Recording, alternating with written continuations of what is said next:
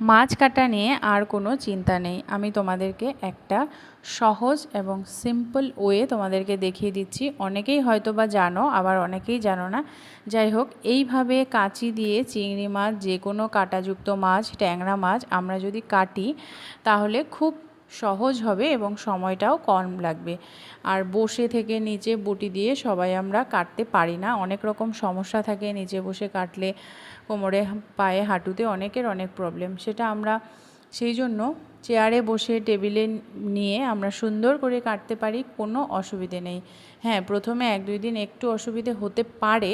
আর যারা একটু কাঁচি চালাতে জানো, বিভিন্ন রকম কাজে ব্যবহার করো, তাদের কাছে এটা কোনোই ব্যাপার নয়।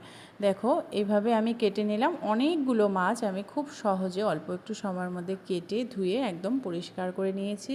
এবার শুধু রান্না করার পালা, গুছিয়ে রেখে দেবো, তারপর টাইমলি ফ্রিজ থেকে বের করে রান্না